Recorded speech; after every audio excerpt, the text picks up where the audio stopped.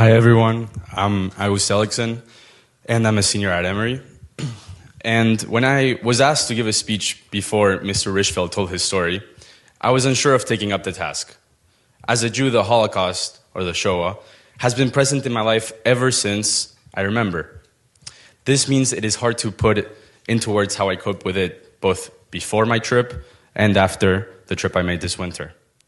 Still, here I am, and I will try to do my best to share my experience. My idea of being Jewish has always been, to an extent, tied to the Shoah, since most of my family was murdered by the Nazis. Still, as a philosophy major, I have always had my fair share of questioning within me. I question my faith, my traditions, and what I do day to day. I would see Reform, Conservative, and Orthodox Jews as different iterations of faith. Never being tied down to a movement myself, I felt more alienated from them. What is it like for me to be Jewish? My answer to this question was ever revised. That all changed this winter break. I went to Poland with Rabbi Fleschel and Meor. The weather was cold, the countryside bleak. On the third day of our trip, we arrived at Majdanek, the best preserved camp of the Nazis. Our guide first told us blunt historical facts about the place. I became detached, and for a second, it all became less real. But then, we went in through the main gates. All abstraction disappeared, and I was there, at a place of horrendous design, the darkest of darkest, where so many Jews had walked to perish in the chambers, in the pits, in those same gravels I was stepping on. We walked into a room where the new inmates were brought to take their clothes off and have their full body shaved with dull tools. Then to the showers, which are still standing. For a moment, I pictured the boiling water coming through the shower heads. I felt 1,000 people who were being deprived of their identity, scared of what would come out, and happy that what had come out was boiling water and not something else. We kept walking, and after a brief hallway, I saw them for the first time.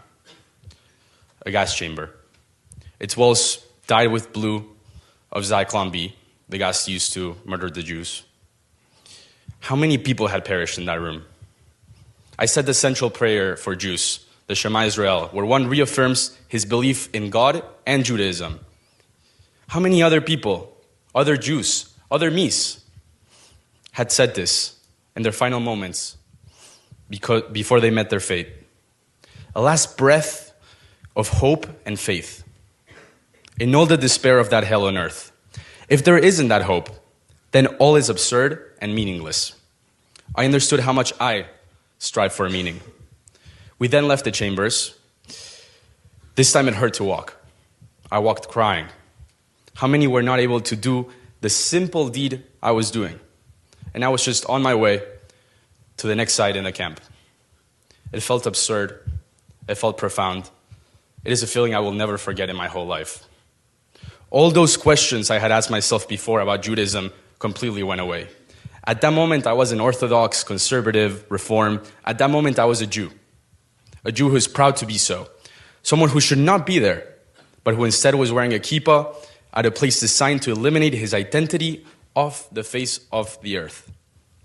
The moment you enter a concentration camp is the moment that you truly feel you are a Jew.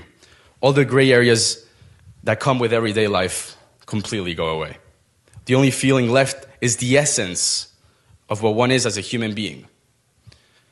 Part of a family, the Jewish family. At that moment you say, that is who I am. I am a Jew. And I think it is a duty for Jews to see those places once in our lifetime. To be reminded of the horrors of the past and the gift we have of being alive and free. Even more so, I think it is a duty for every human to remember and keep the memory of the Shoah alive. Viktor Frankl, a psychologist and Auschwitz survivor, once wrote, "We have come to know man as he really is. After all, man is that being who invented the gas chambers of Auschwitz. However, he's also that being who entered those gas chambers upright with the Lord's Prayer or the Shema Israel on his lips." The Holocaust was the time of the most inhumane atrocities ever committed in history. But it was also the time when humans fought back and remained faithful to themselves and found meaning even in their last moments of life. To never forget the Shoah by reading books, learning from survivors, or even better, listening to them in person as we will today, is also to find that meaning once more, grasping the darkness to find the light. For the light is there today, and it burns brighter than ever before. I pray for me and for us all to be able to spread it ever more over all the darkness in the world. Thank you, and thank you, Mr. Reshfeld, for coming to tell your story. L'chaim.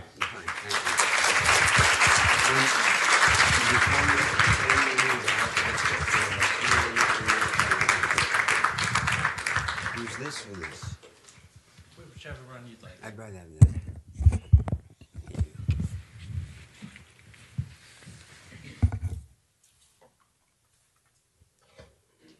Following that is not easy.